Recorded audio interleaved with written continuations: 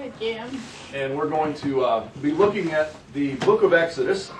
And as we've been going through this, I've been falling in love with the Old Testament. And I've never studied the Old Testament like this before, but I'm really enjoying this. I'm really falling in love with this. And we're going to, since I didn't have to preach this morning, I've been able this week to spend all my study time looking ahead and looking at the book of Exodus. And I've had a lot of fun this week. It's fun just to be able to study without having to preach out of it. So I probably have more information in my head than what you want to hear tonight, and I'll try to control myself. See, you're right, Jim. But now what happened to that?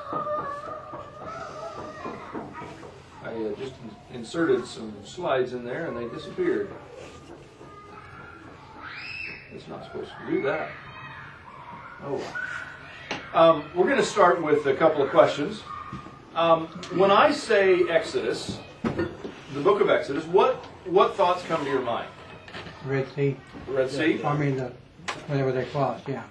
Okay. Slaves in Egypt. Well, I always thought of Exodus, you think of exit, like they're leaving or something like that. I don't know if that has any meaning It does. in it or not, but it's Exodus, exit.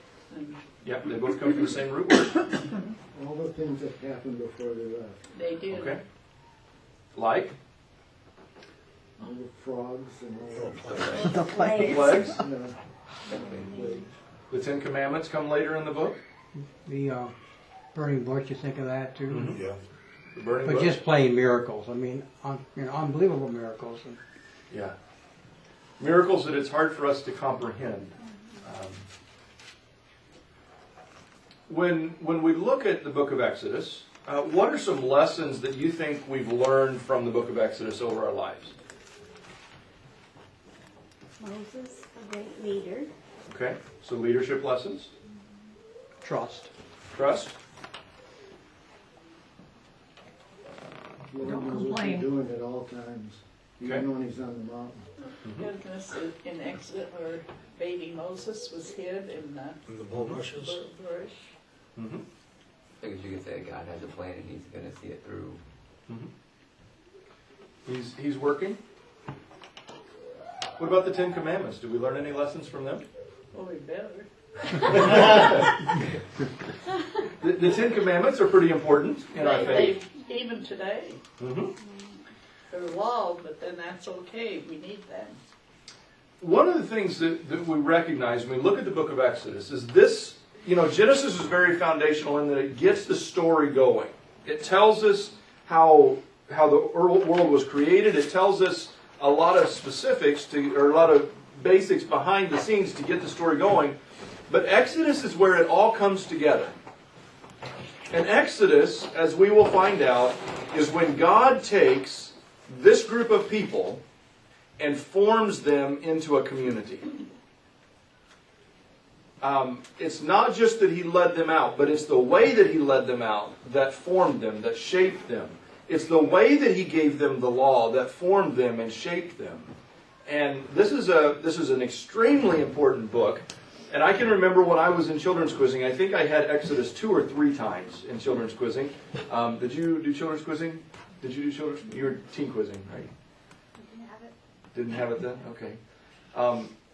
I can remember the things that I studied in teen quizzing, and looking back, I think we missed it. We studied the plagues, we studied the Ten Commandments, but we missed the heart of the book, which is God showing these people how much He loves them, what lengths He will go through to teach them the lessons they need to learn, and the way that He is always there, forming them, teaching them, carrying them, pushing them at times, but always providing. Even when they were not obeying Him out in the desert, He still provided for them. The shoes, the food that didn't wear out, the shoes didn't wear out, the clothing, the food. I mean, and yet they kept turning their back on Him. Yet it's quite something, isn't it? It is. It is amazing. Now let's get started with some of the basics of this book. First of all, the author of the book is Moses. This has been attributed to Moses throughout church history. The last 200 years, they've questioned the authorship of Moses. They came up with a theory known as JEPD, which focused on a compilation of authors, their works coming together. And the theory behind this is that God uses different names for himself and in different parts of the book. And so they thought, well, the authors that call God by this name would be a different author than the author that calls him by this name. But what I see as I read this, and I think sometimes we get too deep and we try to dissect things too much, and I think this is one of those instances.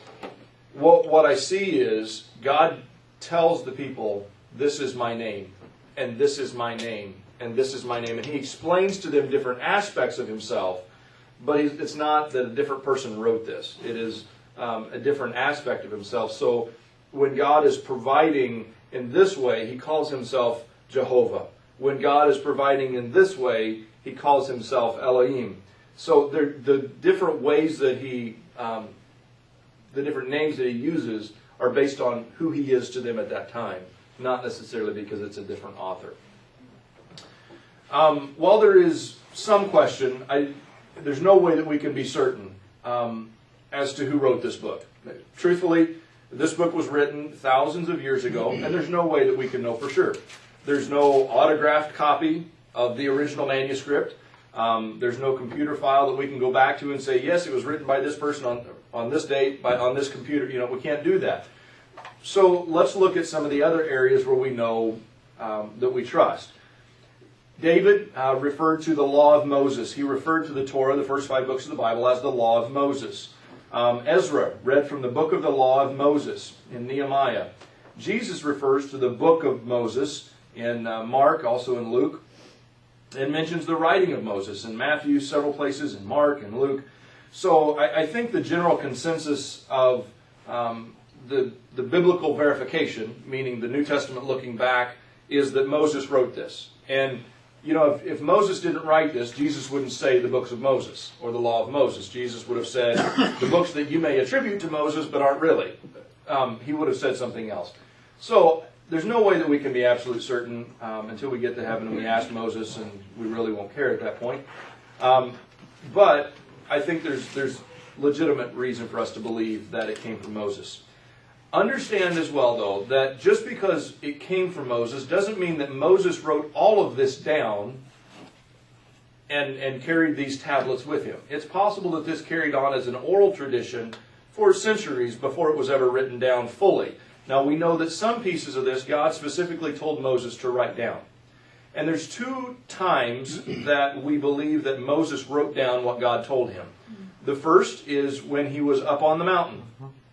Now, I found this very interesting as I was reading through this. When Moses is up on the mountain with God, do you realize, now he's 80 years old, he goes up and down the mountain 5 times with the receiving of the 10 Commandments. 5 times, up and down, up and down. Ray Vanderlaan, in one of the videos, I don't know if we'll get to watch that one in this class or not, has the people hike to the top of what they think is Mount Sinai. And he said, now, can you imagine doing this at the age of 80, 5 times? This is up and down, up and down. So most likely, Moses did not write everything down while he was up there. But he was up on the mountain for 40 days where God spoke to him. And so most of the information would have been transmitted at that time. But we also recognize that in the book of Exodus, towards the end of the book, we're going to see the building of the tabernacle. And God's presence is coming to rest on the tabernacle in the on the Ark of the Covenant. There's a spot between the angels' wings, the cherubim wings, where the Spirit of God is said to have rested. And Moses would sit in the outer area, not in the Holy of Holies, but in the outer area, and that God would speak to him from that Holy of Holies, and that was another time when he wrote down some of the Torah. Or he learned it and went and passed it on in an oral tradition. So how much of it was written down when, we just really don't know. But we do know that it was transmitted in such a way that Jesus looked back and said, this is the work of Moses. This is the law of Moses. This is the books of Moses. Do we know if that was God's actual voice speaking to him, or was it maybe through the Spirit? Or I would say, based on what we see in this situation, it was God's actual that's the voice. voice that I thought. Yeah. He doesn't describe it as I sensed in my spirit. He describes it as the voice Right. of God came to him from out of the bush, and then the voice of God spoke to him. So I think it was definitely an audible voice. Of course, you were just 2 nations over at that time, so you... Right. Noah. The audience of this book, again, is the nation of Israel. They were recently freed from slavery. They have a mishmash of theological ideas from the Egyptian religious systems, and they really have a lack of understanding of God's motivations. They don't know who God is. One of the things that I think we read into Scripture, when we read Scripture, we have in mind that the Israelite people who were in slavery in Egypt had a good understanding of who God was. I think they had an understanding, but not an accurate understanding. When we look at the book of Exodus, and if you want to open up to Exodus, I think it's chapter 1.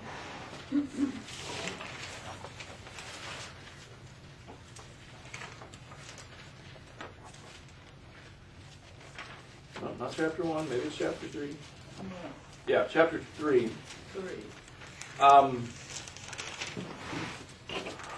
God is speaking to Moses from the burning bush. Verse 7. I have certainly seen the oppression of my people in Egypt.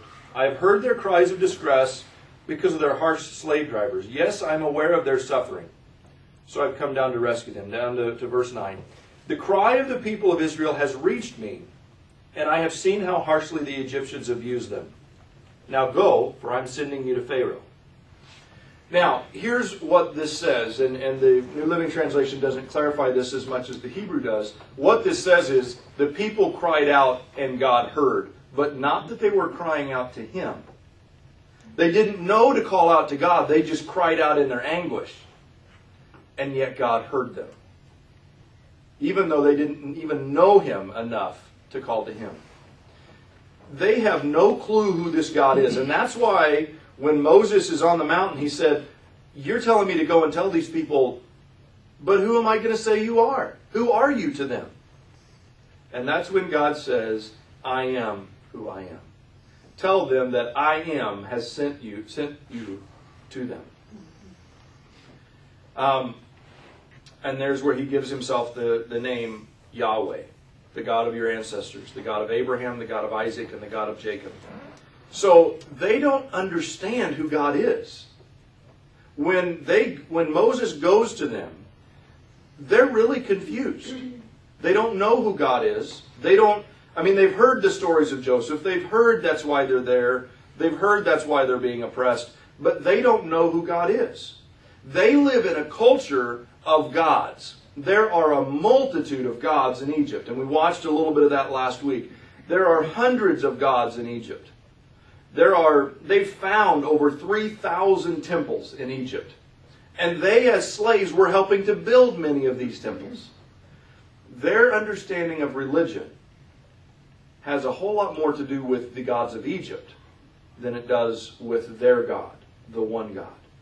And so when Moses comes to lead them out, when Moses tells them, this is what I'm here to do, and then he gives them the signs of the snake and of the leprosy, then they say, okay, you must be from God, we'll go. But they don't believe him when he says, I'm here from God. So when you look at the context of this book, when you look at the audience, this was an ignorant people of who God was. They had such a mishmash of theology. And in the Egyptian religious system, we watched that last week, Pharaoh was the mediator of the peace. He was the one who was there to establish the peace from the chaos. And Pharaoh was to do that by whatever means necessary. And one of his number one tactics was through the oppression of people. Now, do we believe that our God is a God of oppression? No. Not at all. But do they view religion through the eyes of oppression? Yes. Absolutely. They feel like anyone who exerts authority over them in a religious way is oppressing them. Because Pharaoh, when he would subject them to slavery, he would do it in the name of religion. I have the authority invested in me by the gods to tell you to do what I say to do. Now do it. On penalty of your death. And Pharaoh, the hieroglyphics, the imagery that we see, if someone didn't obey him, he had no problem with beheading them, and that is depicted in the hieroglyphics. If someone didn't obey them, he would have no problem in cutting their hands off and collecting those hands. This is a very cruel man, or very cruel series of men, who believed in oppressing people into obedience. So the Israelites' view of religion, the view of God, is a very oppressive view. When we open this book, we have to read this book with that in mind, rather than knowing God as we know God. Because as we know God, we get really confused by the way that they respond to things. Because when Moses first goes to Pharaoh, Pharaoh gets mad and says, that's fine, I'm going to make it harder on the Israelites. And their immediate response is to say, just leave. We're better off without you, because you're making them angry. And we don't need any religion that makes things more difficult. It's difficult enough as it is. So this reality is so foreign to us as we read, but it's so essential for us to understand the book of Exodus. After then, that explains why they didn't trust God. Mm-hmm. Definitely. So after being freed from slavery, the Israelites are very unsure of what it means to be free. When we look at the slavery in the United States, and that was a horrific period of our nation's history that we should really resent. That was inappropriate for people, human beings that God created, to be treated the way that they were treated. But they were treated that way in in the scheme of history, for a short period of time. We're not talking about 430 years of slavery. We're talking about a couple hundred years of slavery. But you look at the transition out of slavery for Americans. How long did it take African Americans to get the ability to vote after they were freed from slavery? 100 years, basically. It took that long for them to get to that point, because no one was guiding them and leading them and saying, this is how it works. This is what it means to be free. And if you don't have someone guiding you to say, this is what it means to be free, then you're going to end up in a whole lot of trouble, and you're not going to understand how to function in a free society when you are trained and you are used to being a slave. And as much as we see in that example from American history, we recognize when we look at the Israelite history, these are people who have been deeply ingrained with the oppression of slavery, and they don't know how to think for themselves. Because slaves aren't told to think for themselves. They're not taught to think for themselves. They're told to do exactly what they're told. No questions asked. Immediate obedience upon penalty of death or torture. And if you had your choice, what would you do? You would go ahead and do whatever they tell you to do, if it meant to save your life. And what we see in the Israelite people, they're really struggling with this freedom. And they keep saying, it would be better for us to be slaves in Egypt, because then at least we had this, and then at least we had this, and then at least we knew what to expect. We take such comfort in the familiar. Even if it's really messed up, we take such comfort in the familiar. When you talk to someone who has been involved in an extremely abusive relationship, or you talk to someone who is overcoming addiction, a lot of the fuel for staying in those abusive relationships, a lot of the fuel for staying in those addictions is simply the familiarity of it. They stay because they don't know what to expect outside of that. And so this freedom that they immediately experience is a freedom that could be very dangerous if it's not handled correctly. And God knew how best to handle that. So after they are freed from slavery, after they are freed from the Egyptian control, when God leads them out of Egypt, where does He lead them? Desert, yeah. To the desert. Now, it would take between 10 and 14 days, on average, with a group this size, maybe 21 days, to march from Egypt to Canaan. But God does not take the direct route. God takes them, instead of going the direct route, which would mean that they would arrive in the land of Canaan that He has promised to them with no training, no, this is how I expect you to live. They would go as a very disorganized group of people. They would go without an understanding of who God was. And they would take over this land, and they would melt away as every other nation or every other group of people did. God wanted to form them so that they could be the nation that He wanted them to be. And so instead of taking the direct route, He took them through the desert. The first stop on this journey, He had them moving around in the desert so that Pharaoh would think that they were confused and lost. And Pharaoh comes after them. So as Pharaoh was coming after them, they camp right in front of the Red Sea. Now, the Red Sea represents, similar to the Nile to them, it's the uncrossable without the right things. You just can't cross a sea without the proper... There's no way that you're going to get 600,000 men and women and children and livestock and everything else across this sea, and Pharaoh is coming after you.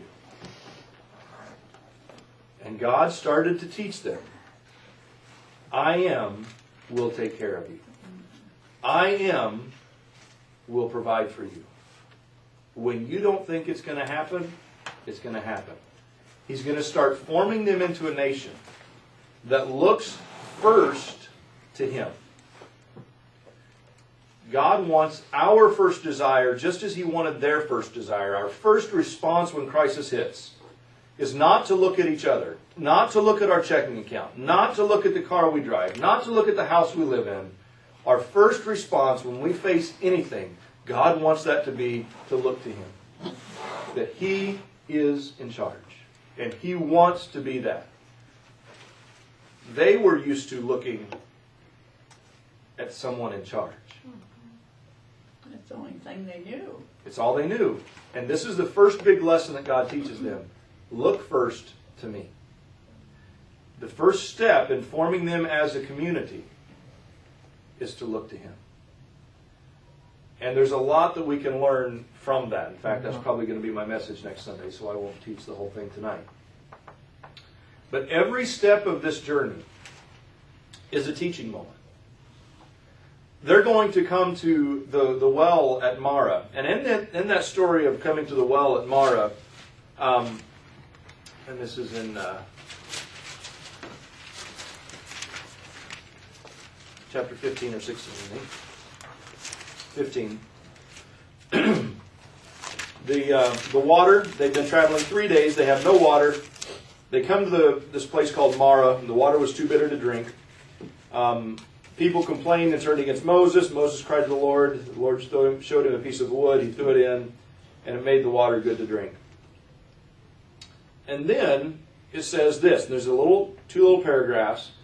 It was there at Marah that the Lord set before them the following decree as a standard to test their faithfulness to them. He said, if you will listen carefully to the voice of the Lord your God and do what is right in His sight, obeying His commands and keeping His decrees, then I will not make you suffer any diseases I sent on the Egyptians, for I am the Lord who heals you. After leaving Marah, the Israelites traveled on to the oasis of Elim, where they found 12 springs and 70 palm trees. They camped there beside the water. One of the lessons that shows up a little bit better in the Hebrew than it does here is the reality that God taught them a lesson, and it doesn't specifically say what that lesson was. But think about this. You've got 600,000 men, plus women and children. So at least 1.5 million to 2 million people. You come to one well. Who goes first? These are slaves. These are not people who are thinking about chivalry or doing things the right way. These are people who are slaves. They have been taught, cover your own tail, do what it takes to survive. And God had to teach them. You learn these lessons. You take care of one another. Then they're going to be attacked by the Amalekites. And what this doesn't tell you, the Amalekites are a descendant of Esau. The Amalekites are actually slave traders. So when they're attacked by the Amalekites, it's not just they're attacked by another nation. They're attacked by people who are trying to take them and sell them back into slavery. And God defeats the Amalekites, showing them it is not my plan for you to go back into slavery. And reminding them that there are people who are out there trying to put people back into oppression. That is not my plan. You see, all of these steps along the way are God's teaching, God's lessons, as He is teaching them to be His people. Some of the big themes that we're going to see in the book of Exodus. The first thing is that the covenant is remembered. He's going to reiterate this 3 times in the first 6 chapters. Chapter 2, or 4 times in the first 6 chapters. Chapter 2, verse 24, he tells Moses, I have seen my people. I'm going to keep my promise that I made to Abraham, to Isaac, and to Jacob. He says it in chapter 3, verse 6, which I believe is when Moses is telling this story to the Israelite people, letting them know, hey, God has seen. Actually, that's where God tells Moses, and then he repeats it. And then in chapter 6 he says it again. He is reminding them the purpose of this Exodus. The reason that God is coming to rescue you is because God is coming to keep His promise. The reason that the covenant was mentioned so many times, the reason that the promise was mentioned so many times in the book of Genesis, is because the people of Israel are receiving this now that they're out in the desert. That's when they're hearing Genesis for the first time. So in Genesis we saw the promises being made. We saw the stories, the settings in which those promises were given. And in Exodus we see that this is where those promises come to fruition. This is where those promises are brought, where the rubber meets the road. God said back here He was going to do it. But here, God is actually doing it. When God told Abraham, I'm going to make you a great nation. I'm going to make you a blessing to all the nations. That's great, Lord, I don't have a kid. Or, that's great, Lord, I got one son and one that I shouldn't have. When God told Isaac, Isaac's like, yeah, God, I got 2. They constantly fight. They're going to kill each other. When God told Jacob, yeah, I got 12. But they're just like me. You don't want to do anything with those. But now there's 1.5 million to 2 million people. Now when God makes this promise, now it means something. Now there's substance behind it. Now there's, okay, we see that we're a great nation. There's a bunch of us. When God reminds them of the covenant, there's 3 things that he touches on. First of all is the land. I'm going to give you a land. I'm going to take you to a land. Secondly, he talks about the descendants. And third, he talks about you will be my people. Judy, do you want to open that door? It is really... Is anybody else toasty? Mm-hmm. Okay. It's all coming from up front, I know. Nobody said anything. Wasn't even thinking it. The first thing is the land. Now, it's important for us to understand that the land of Canaan is the unknown land to the Israelite people. They know that their ancestors came from there when there was a famine. There wasn't enough food, and so they came to Egypt. And God is saying, I'm going to take you to a land flowing with milk and honey. But we also need to understand that the land that the Israelites lived in Egypt was the prime land in Egypt. The land of Goshen. That's why they were there, because Joseph was given the ability to give his family whatever land they wanted, and he chose the best land for his family. The land of Goshen really was the most fertile land. It was the most coveted farmland in the land of Egypt. It was so fertile because every year that land flooded for several months. And you've got that fresh covering of silt when you go to plant your crops, and you've got time to harvest it after the flood is done. And it was just like clockwork. It was beautiful. When you look at satellite images of Egypt and you see the land of Goshen, see if I can pull one up here.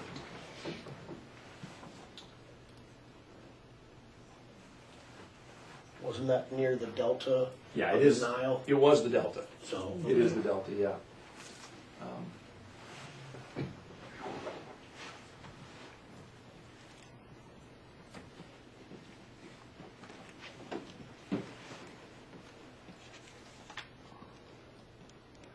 Now, when you look at this, what's green? all the green area there is the area that was Goshen. And it wasn't quite that big then. It was because of the continual bringing down of the silt. But when you look at the land of Egypt, look at all this brown stuff. You don't grow crops there. You grow crops right here in the green, in the delta. Now, you can see a bit more fertile land in Israel up here, but you don't see nearly as much as you see here in Goshen. So when God says, I'm going to take you to a land that is flowing with milk and honey, well, the land we're in is not that bad. If we could just get rid of the oppression, this land's not that bad. So why didn't God leave them in Egypt? How far south was Ramses? I think that's what we call Luxor today. Well, I'm not sure about Ramses. Luxor was Thebes, which is where the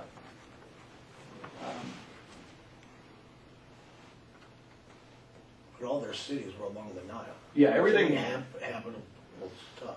Yeah, Luxor was where Pharaoh lived. In our Bible maps, it shows us that it's north of the. It's just on the southern edge of Goshen, I believe. Okay. On the map that it shows in our Bibles Okay. at that time. Yeah. Because then when they did the Exodus, they went to the east. Yeah, they were in this area, and then they go down here Okay. rather than going. I mean, if you look here, there's a direct and there's a highway that goes that way today. So there's a direct route right along the Mediterranean. That would have been the easy way to go.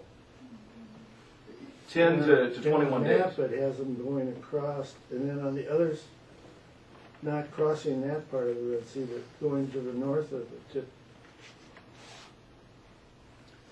Never mind, never mind. Yeah, this is what the Red Sea here. That's why I assumed they were crossing, but Um, in our maps, it shows it going north of that, of the farthest tip. And then down the side, on this side is where Elam was.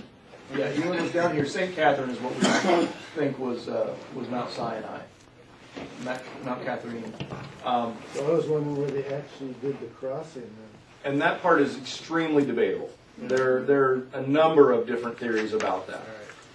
We really don't know because the cities that they reference or the areas that they reference in this book aren't distinguishable for us today. There are a number of different theories about that, but if you look at this area, look at all that green. Why would they not just stay there? You don't get much better farmland than that. Why did God not leave them there? Didn't you say Israel was like the main trading place where all the other nations could see? Is that kind of what you're trying to That wasn't the promised land. Right. Wasn't the promised land. It was not on the main trade route. It was one of the stops on the main trade route. But it wasn't the main trade route. You see right here, you've got Europe, you've got Asia, you've got Africa. They all converge right here. And to get from one to the other, you come right through here. Think about this. If God just wanted to call a nation to be holy to himself, to enjoy his presence, but not impact the world, he would have put them in the Swiss Alps, where nobody's going to bug them, nobody wants to take that land over.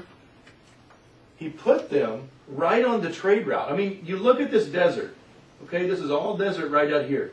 So to get from here to here, you got to go through here. You don't dare, especially in those days, travel through this desert. And God knew exactly where to place the nation of Israel so that all of the trade routes would converge.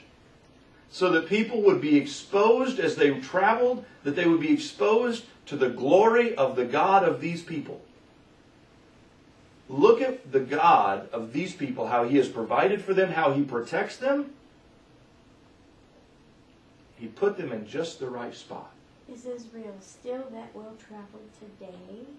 Or is it? There's a whole lot of crossing points and a whole lot of people with guns, so you can't today as much. But and today, because we have air travel and so forth, the trade routes, the caravan routes aren't as important today as they were then. Would it be also because they are such a small country surrounded by other countries, and that in itself shows God's protection for them? Compared to the rest of the world, you know, that the rest of the world is bigger in most cases. Could be some of that. Well, I mean, you know, where they're at, people could come at them all different directions. There's not a lot of protection for them. There's not a lot of isolation for them there. I mean, they're right up against either the desert on one side or the Mediterranean Sea on the other. You're right there. It's not like you can just share the land as they're trying to do. So the land is the first part of this covenant that they're talking about. And God says, I'm going to send you to a land that is flowing with milk and honey. It takes that kind of a promise to get them to say, oh, okay, that land is better than this land, because this land's pretty good. Secondly, God is going to talk to them about the becoming of a nation. And just the sheer development of the country, the sheer numbers as they grew from 70 to 75, or what the manuscripts say, that came into Egypt, to now 600,000 as they're preparing to leave. That's a big group. Can you imagine if 600,000 people decided to move in the United States? Do you realize that's the population of North Dakota? So what if everybody in North Dakota got this brilliant idea, let's move? That's what we're talking about. We're talking about more than that, because that's just the men. We're talking about men, women, and children, and all their stuff, which in those days they didn't have cars, they had livestock. Let's move the states of North and South Dakota significant distance. Let's have them walk and move. That's what we're talking about here. This is a huge population. So land, the development of numbers, descendants, but also the development of a community where God says, I will make you my people. And that's in chapter 6 when God is presenting this. Chapter 6, verse 6. Therefore say to the people of Israel, I am the Lord. I will free you from your oppression. I will rescue you from your slavery in Egypt. I will redeem you with a powerful arm and great acts of judgment. And I will reclaim you as my own people. I will be your God. Then you will know that I am the Lord your God, who has freed you from your oppression in Egypt. I will bring you to the land that I swore to give to Abraham, Isaac, and Jacob. I will give it to you as your very own possession. I am the Lord. So Moses told the people of Israel what the Lord had said, but they refused to listen anymore. They'd become too discouraged by the brutality of their slavery. There are 4 main statements in this promise. I am the Lord. I will free you from your oppression and rescue you from your slavery. I will redeem you with a powerful arm and great acts of judgment, and I will claim you as my own people. I will be your God. So the book of Exodus is the story of how that all took place. This is the summary section here for the book of Exodus. How does that take place? The covenant is remembered to start with, and God reminds the people, and in some cases tells them fresh, I made this covenant with your great-great-great-great-great-grandparents, and you didn't even know about it. But let me tell you what that covenant was. Secondly, or the next big theme that we're going to see in the book of Exodus, close this out, is the mountain of God. Now, the mountain of God is kind of the central point in this book as to where it all revolves around the mountain of God. When Moses is out in the desert, after his whole story, he meets God on the mountain of God. He's got sheep. He meets God on the mountain of God. From there, and VeggieTales tells us differently. I thought about that as I was watching this. If you've seen Mo and the Big Exodus, the VeggieTales version, Moses goes back to his father-in-law to tell him, I have to go back. And when he goes back to his father-in-law, God sends Moses' brother Aaron to Mount Sinai. Now, think about this. Aaron had absolutely no clue where he was going, but because Moses refused to go on his own, to trust the Lord, God sent help, and God sent Aaron from Egypt. Somehow he got away, came to the mountain of God. And they met where Moses explained to Aaron, this is what's going to happen. That meeting took place on the mountain of God. Then they both go to Egypt, and the rest of the book focuses on getting them back to the mountain of God, and then what God taught them at the mountain of God. Was that before Moses spoke to God and said he needed a mouthpiece and you want Aaron? Yeah. And this was before this? That was what set up. Yeah. That was And- Moses' request is why Aaron met him. Yeah, On the mountain of at God. the mountain of God. Mm-hmm. So then at Mount Sinai, God reveals himself to Israel. And when we read this section, this is just mind-blowing when we try to think about this. God comes in the form of a cloud, a thunderstorm, a never-ending thunderstorm, lightning, the constant blowing of the ram's horn, this constant, huge presence that descends on this mountain. Yeah. And it's there for over 40 days as Moses and as God reveals himself and as Moses communicates with God. This is the mountain of God is where the Ten Commandments are given. Yeah, that's right. This is where the Israelites camp out and they're holding tight. They're there for over 40 days, which is a pretty substantial chunk of time in this. They're there for over 40 days as they receive and God reveals himself. And so we're going to see the mountain of God keep coming up in this book. The finger of God. This is another, especially in the early portion. The finger of God. The plagues. Now the plagues, as we read through this, and we'll probably try to watch a video on this to illustrate it a little bit further when we get to that point, understand that the plagues were not random. The plagues were specifically aimed at the gods of Egypt. What were the plagues? The blood, the Nile River turned to blood. Frogs. With frogs. Within the Egyptian system, there was a god of the Nile. And this first plague was to say, you can't sustain people like you think you can, like you say, like you promise you can. Because I am more powerful than the god of the Nile. The frogs. The god of the frog god in the Egyptian system was the god of fertility. And God is saying, I am more powerful than the god of fertility. And the next was The gnats. Lice. Where did the lice come from? Larva.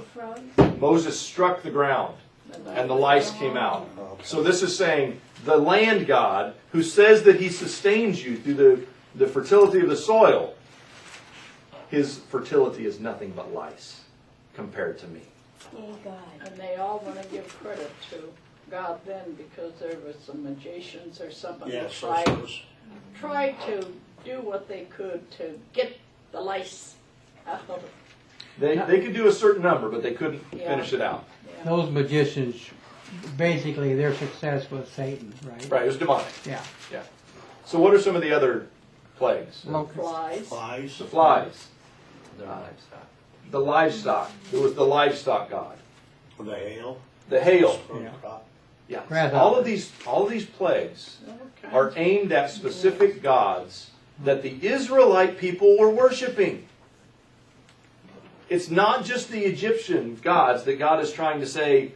He's trying to explain to the Israelite people, you have been worshiping all of these gods. You have been building temples to all of these gods. But let me tell you, they are nothing.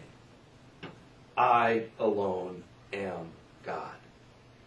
Even the ninth one was darkness. Does that mean the whole region around where they were at turned to utterly darkness? Utter darkness, you could not see your hand in front of your face except the land of Goshen. And again, there was the God of the sun. Yeah. And God was saying, your God of the sun can't bring you any light. Only I can bring light. You see, God is just explaining to the people, I am God. I am what I am. And all of these other things that you worship are powerless before me. They cannot sustain you. Only God can sustain. And then they go from the plagues to the Red Sea. Now, have you ever stood before the Mississippi and said, part, and watched it? I mean, we're talking about the Mississippi, not the Red Sea. Do you realize the absolute miraculousness of this? And then again, there was another Egyptian god here, the god of war, Horus, who was coming with Pharaoh and all of his chariots. They were prepped for war. The god of war was powerless before God. And all of their best of the best. It's interesting, the people of Israel see them coming. They're right there upon them, but they can't get to them. Did you ever catch that? They're right there. They can see the chariots coming. They are scared to death. But all night, they did not approach. Why not? God leads them with a pillar of fire during the night and a pillar of cloud during the day. There's several reasons for that. But at this moment at the Red Sea, that pillar of cloud and that pillar of fire that has been leading them in the front suddenly moves to the rear and keeps the Egyptians from seeing them. God protects them. They're right there. God opens up the Red Sea. They walk through. Imagine how powerful that scene is. Can you imagine? Was it the Prince of Egypt, I think, the movie that came out? That I never thought about this until I saw that movie. Can you imagine what they were, as they were walking through, they were seeing the fish there in the water. They were watching the fish as they were walking through. And Wondering when that's going to come crashing down. yeah, That's probably what They must Well- have heard it. The other thing I was found was so surprising is dry land. dry land. Yeah. They could walk across Right. it. Now, It's amazing. try walking on mud. It's not mud. No, This is dry land. right. They Solid walk ground. across. Well, if it was mud, they would just sink. Yeah. Yeah. Yeah, 'cause they were taking Especially when you're talking about wagons this many people with Yeah. this much stuff. wagons and cattle and everything else. So they get to the other side. They're excited, and then they see the Egyptians coming through. And they get scared again. Yeah. And Moses raises his hands, and whoosh. And all of a sudden, all of the Egyptian gods have been abolished in front of them. And Egypt has never been the same since. They've never had the blessing of God since. So you see the finger of God through the plagues. You see the finger of God through the Red Sea. The provisions on the journey. God chooses in this situation to provide miraculously for everything that they need. Now think about this. Bob, you got 1.5 million people wandering through the desert. You're in charge of food. It's the desert. Good luck. You know, providing the essentials of food and water. We're not talking about 20 people who can pack enough stuff in their backs. We're talking 1.5 million people to 2 million to 3 million, I don't know how many, with slave mentality. Meaning they're not taught to make do with what is around them. They're taught at certain times of day, someone will provide us food, we will eat, and then we will go and work again. Everything was given to them. And you read that in this. It says, we wish that we were still in Egypt where at least we had meat pots. Meaning somebody came and delivered meat to them. They're in the middle of the desert with nothing. And the finger of God or the hand of God provides for them with food, with water, everything that they need just when they need it. Then we're going to see the rules of relationship. after they get to the mountain of God, we're going to start to see God laying down the rules. Understand that when God lays down the rules, God is not laying down the rules in a controlling, oppressive way. When you look at the details of the giving of the Ten Commandments, and I think we'll watch a video on this because it really beautifully illustrates this. When they receive the Ten Commandments, it's almost, it isn't almost, it is very, very similar to a wedding ceremony. Okay, think about this. What's the first commandment? Love the Lord your God with all. That's similar to what we talk about in a marriage ceremony, Don't isn't have it? any Other gods before me. Yeah. Don't have any other gods before me. Yeah. Keep my day special. Holy. Yeah. It's a marriage ceremony. God is saying, I am your husband. I am going to provide for you. I'm going to care for you. I'm going to give you. But these are the rules of a marriage. You stay true. And then there's other things that you've got to do if you're going to be in a relationship with people. Don't lie, steal, kill, envy. But it's not a judgmental, follow my law. It is a marriage ceremony. It is a loving gift. And again, these are not people who can figure out what to do. These are people who have been in slavery. They don't know what to do. And God gives them everything that they need. The last piece of the book of Exodus, and it's a large piece of the book of Exodus. I think it's very appropriate that God spends just about as much time on this next section as he does on the first section. Starting in chapter 25 through chapter 40. So we're talking 15 chapters devoted to the development of the tabernacle. Because if you are going to be my people, you are going to understand what it means to worship me, where you're going to worship me, how you're going to worship me. This development of the tabernacle is a beautiful example of how God says, this is how I am going to come and be with you. My presence is going to be in your midst in the tabernacle, which will be set up at the center of your camp every time you set up camp. I will travel with you in the tabernacle. My presence will travel with you. And the essentialness for this nation, this community, to understand what it means to come together and worship together. It's not about you. It's about God. Keep that in mind. We are never focused on ourselves. We're always focused on Him. And He is at the center. And He gives great detail as to how He wants to be worshipped, what it means to worship Him. Now I want you to recognize, again, and this is just in Exodus, there's more in Leviticus. Actually, most of Leviticus is dealing with this too. How many chapters did we get on the creation story? 2 chapters. And look at how much time God spends explaining to them what it means to be His people and how to worship Him. Boy, and we skip that all the time. We do. We Christians,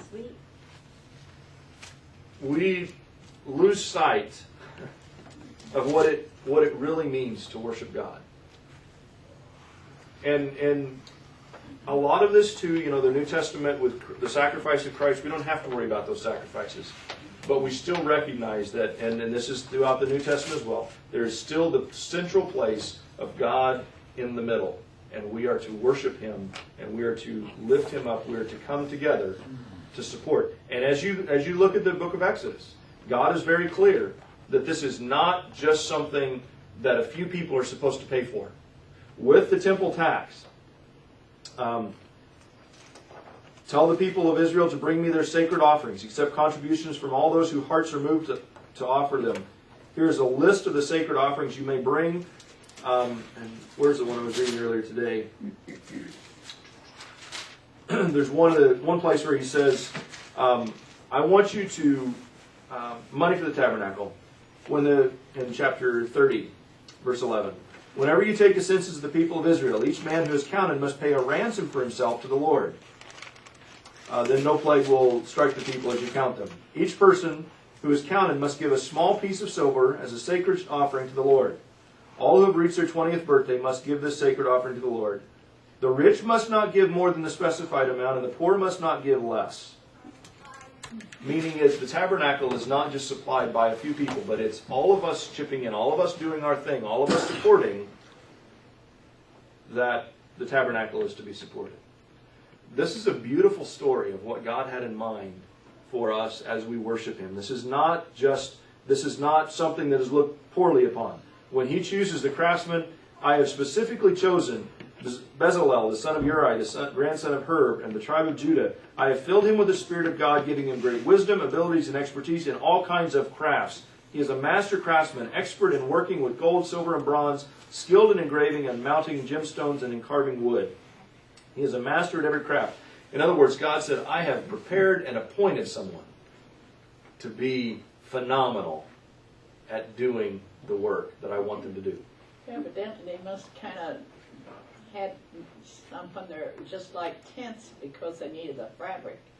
So not everything was built out wood like we would. Oh, you couldn't build it. First of all, there weren't that many trees. No. They didn't have the trees to build out of. And But where did they get the fabric? fabric was made. Where does fabric come from? Well, cotton Or wool. What was the main job of the Israelite people? Shepherds. Comes from the sheep. Yeah. God had given them exactly what they needed. And He told them how to build this based on who He was. So the place of worship is going to be essential, and that's going to be the later part of Exodus. So a brief outline. We're going to look at Israel and Egypt, chapters 1 and 2. The call of Moses, chapters 3 and 4. The interaction with Pharaoh, chapters 5 through 11. The Exodus, chapters 12 through 15. And then God provides, chapters 16 through 18. The law is given in 19 through 24. And the tabernacle in 25 through 40. So again, you look at those sections, and there's the largest section has to do with the tabernacle. Now, do you think that there are things that we as a church can learn from this book? Yeah. Well, yes. Absolutely. This book, and I'm excited about this because I feel as I've prayed about where our church is and where we need to be going next, the next big focus that I see for our church is becoming a community. We're doing great at doing church on Sunday. We're doing great at reaching people and reaching children. We're doing terrible at actually loving people and people feeling like this is a safe place for them to be accepted and loved and allowed to grow. Because church is not essential for us. We averaged last month, I think 134, 136 in worship. But do you know how many people came to our church last month? 234 people came to our church last month, in the month of January. But we're not averaging 234 in worship. No. Because we're not essential. We're not connecting with people. They come in, but they're not connected. So, I think for me, as I've been reading this and studying this, I think God's got a lot to teach us out of this book about what does it mean for us to not just do church,